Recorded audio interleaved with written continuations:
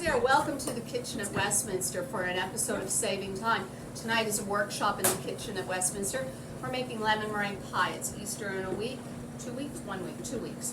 1 week, 1 week, 2? Holy Dinah, it's coming up fast.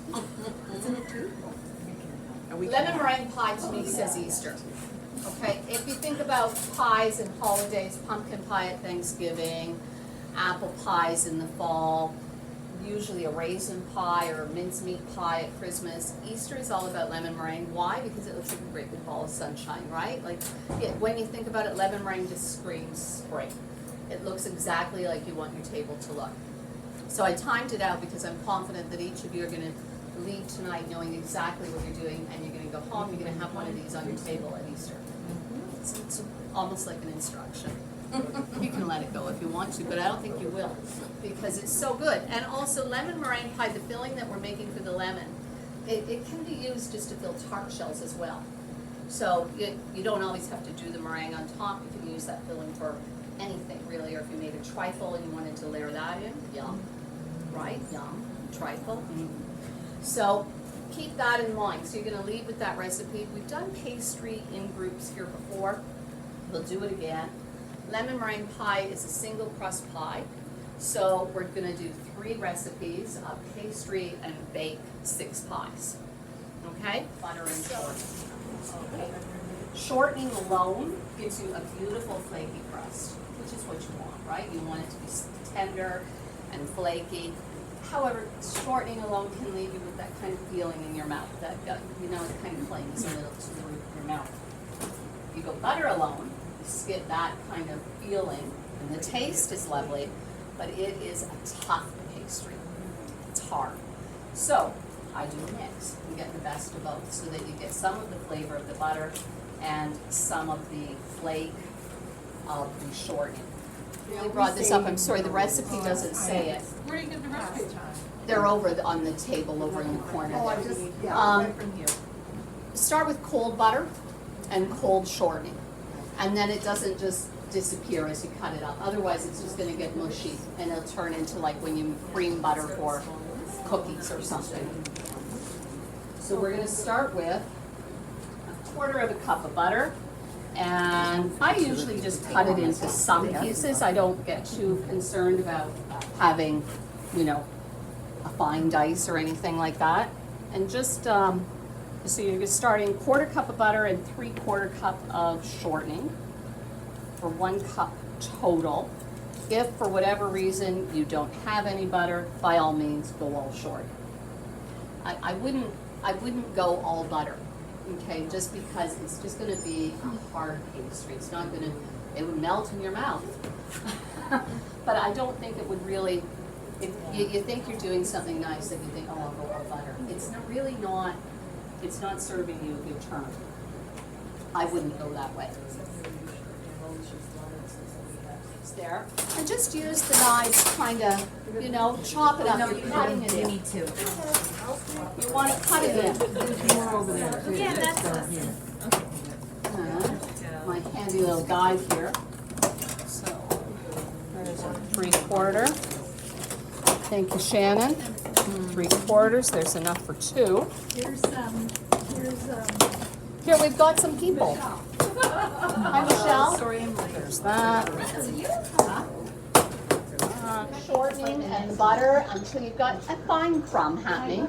Then you can mix 1 egg, 2 tablespoons of cold water, and 1 tablespoon of just plain white vinegar, okay? Nothing fancy. Certainly not cider vinegar. Can you imagine how bad that would taste? Holy mackerel. So white vinegar, 1 white vinegar, 2 ice water, 1 egg. Mix it all up, and then we're just going to add it to the bowl and start blending it in to get a dough together. And it just starts pulling together. Just keep using the fork and drawing it up. And then the next thing you know, we'll be ready to roll. Once you've blended your pastry and you've got everything in, you'll see it starts coming together into a nice ball. You want to split it into 2. This makes enough for 2 pie crusts. 1 double crust pie, or 2 lemon meringue, or custard pie of any variety, pumpkin pie, whatever you want to do. Sky's the limit. And today, if you only want to make 1 lemon meringue pie for Easter, you're going to wish you had 2, but wait, your choice. At this point, you can freeze it like this. Usually if I'm gonna freeze it like this, I wrap it first in cellophane, then in foil, then pop it in the freezer. If you wanted to, you could roll it today, put it into your pie plate, and then double wrap the pie plate and put it in the freezer. It's a bit of a space hog in your freezer though that way. So this is easy, and if you do it this way, I usually put it in the fridge like 24 hours ahead of when I want to bake the pie and let it thaw in the fridge. Okay? So before we roll the pie crust, I just want to show you when you bake a single pie crust empty, the pastry wants to shrink. Okay? It all pulls in on itself and it shrinks, and then you end up with a disc in the bottom of your pie plate. And that's not ideal, not at all what we want. So there's lots of things that you can do, and you can buy things called pie shields that you put on top of the pie crust. Other things talk about pie weights, and finally you can just put dried beans in there. You can do any of these things. I of course have my own method, and I don't want to buy a pie shield. I don't even want to think about what pie weights might cost or where I'm going to put them in my kitchen. And beans, I mean, if I've got beans, I'm putting them in my soup. Right? I don't know. So, and once they've baked, you've kind of, that's it. They're a one-off, right? Now they're done.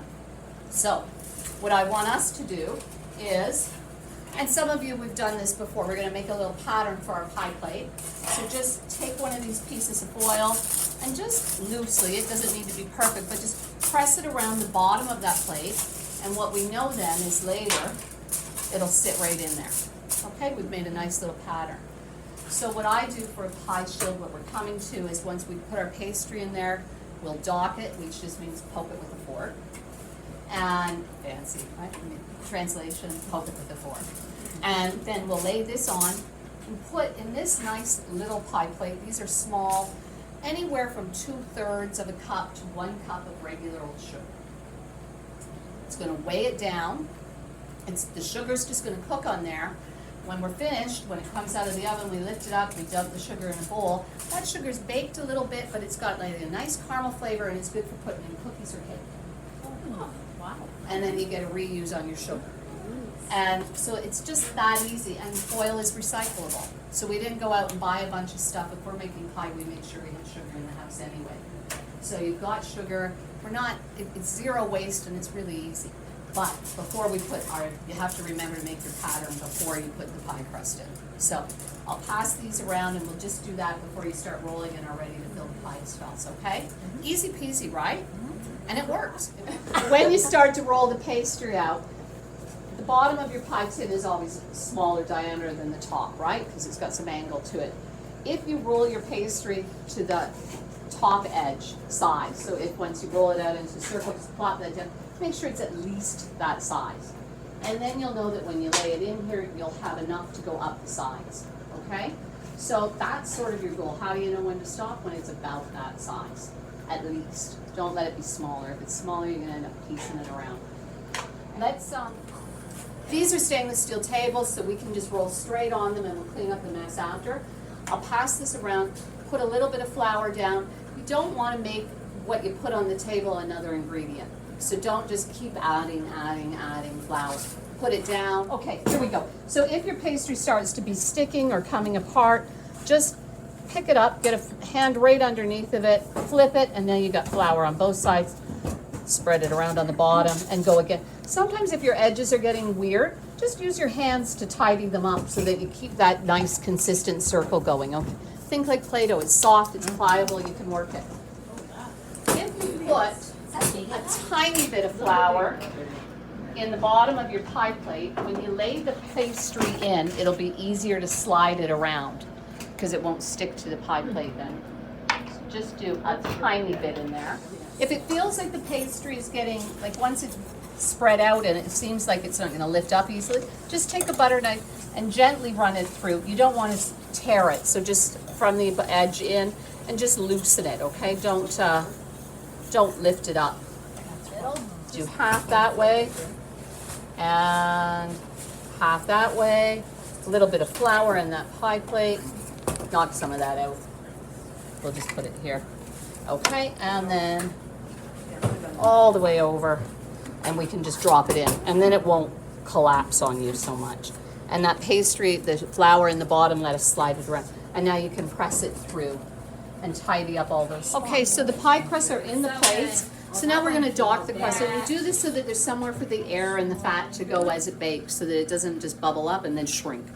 So, just, as I said before, docking just means poke it with a fork.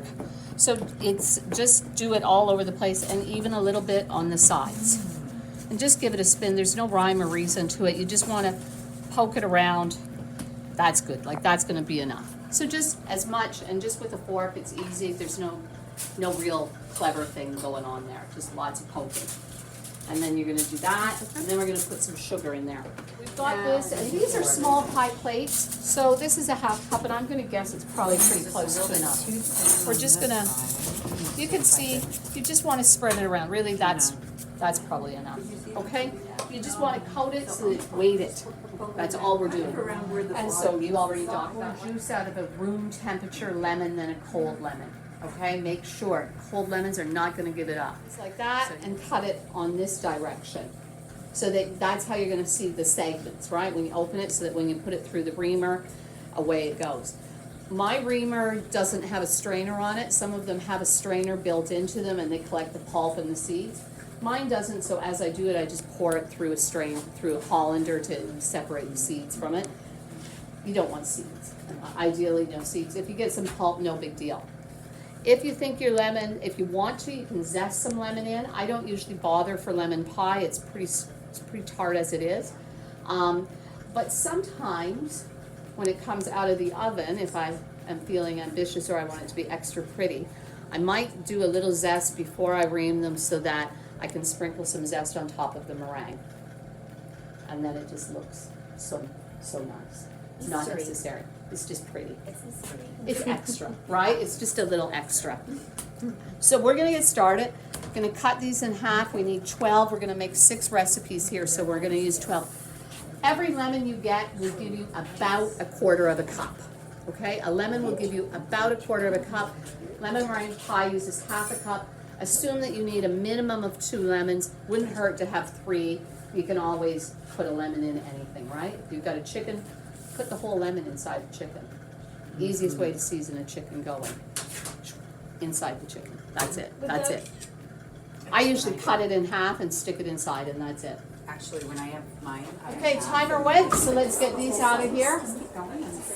And you can see, looking, that our crust is still at the side of the tins. It has not shrunk. See what I mean? Our little sugar weights work. Nice, right, when it comes together. And we'll just set them somewhere to start to cool. We're not going to let it cool completely before we dump the sugar, but we'll get the other tray out. It really does work. Honestly, my pie pastry is pretty rich, and it does shrink. Like tarts for me are not a great thing because it shrinks too much. Cornstarch and the sugar in here. And just get your whisk out because the cornstarch can have little lumpy bits in it. And just blend it in like that. And then we're going to blend it with water. And we're going to cook this and make a kind of gelatin almost, really, right? We're just going to let it get thickened and syrupy and everything. And then we'll add the lemon. And then we'll add the eggs. And then we'll have our filling. But we start with this. So we did our sugar and our cornstarch. So we now need to add water. And we're going to need 6 cups of water. So all we're doing here is we've got the sugar, the cornstarch, and the water in the pot. We're just going to bring it to a boil and let it thicken. And then we'll add the lemon juice and the eggs. Okay, so we're separating the eggs for this pie. We'll use the whites in the meringue and the yolks in the filling. So the meringue, you kind of want to keep, if you can, you want to try not to get any yolk in it. Okay, it's not the end of the world. You know, some people say that you won't ever get a meringue if you've got any yolk in there at all. A little bit's not going to break it, but it's best to, if you notice any, just fish it out with a spoon or a piece of the broken shell that you've got. The yolks, not such a big deal if you get a little bit of white in, but we don't want a lot of white in the yolks because what does white do? It gives it loft. And we don't want a fluffy filling in our lemon meringue pie, okay? So that's why we don't want to get whites in there, because we don't want loft. You ready? I'm going to go all crazy on you now, okay? Here it goes, okay? Here it goes. Okay, ready? Okay, so eggshells for the compost. Whole new level of composting going on at my house. I'm not even kidding about this. So my husband now has like Rubbermaid bins, and he's farming worms for worm castings.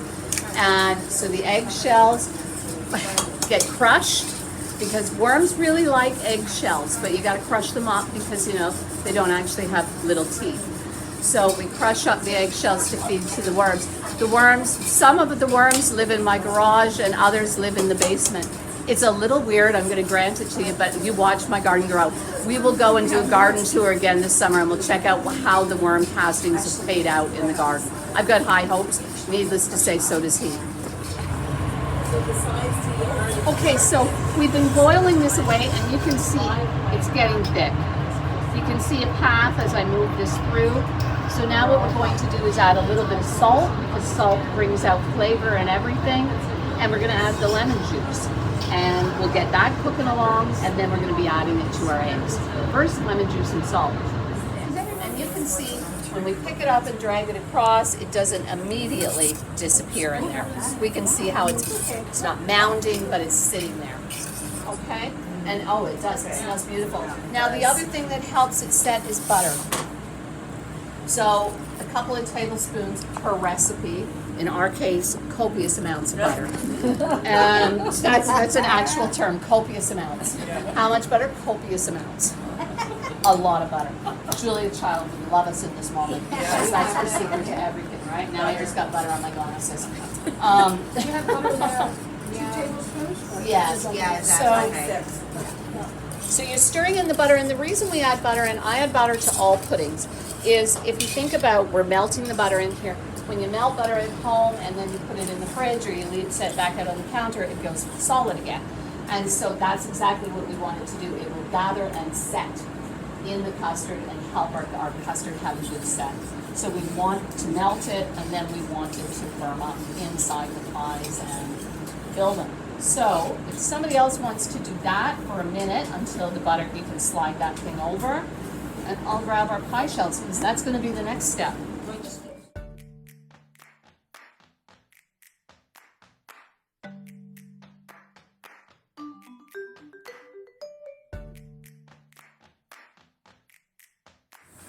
We'll be able to tell. It's on high speed, we'll let it go. And then when it's ready, it's also really shiny. In the world of soft peaks, we'll do that so that I can reach in. So you can see it's all foamy, right? And if we tip it down and draw it up, it flips over. It doesn't stay. Fall off. And it falls. So it's soft peaks because you can see, like, so start by putting your meringue, which is nice and shiny and doesn't fall off the spatula, and that's exactly what you want. You want it, remember the whole idea, you could be able to turn the bowl upside down. And then when you spread it around, try to get it to the very edges. You want it to touch the pastry because it'll stick to the pastry when it bakes. Excuse me, ladies, I'm going to squeeze down there and get some on those last 2. There we go. And then this big bowl, there's still some egg white in the bottom that I'd like to whisk up, but I won't worry, I think we've got lots. So once we get it spread to the edges, we'll put another big spoon on top, and then you've got that mounding, right? You want to mound. Ideally, you're looking at mile-high meringue, right? Like you want it to be, when you cut it, you want to kind of lift it up and pull it up, and then you'll get color. Because those high peaks will get more color in the oven, and it'll look beautiful as we want it to. And just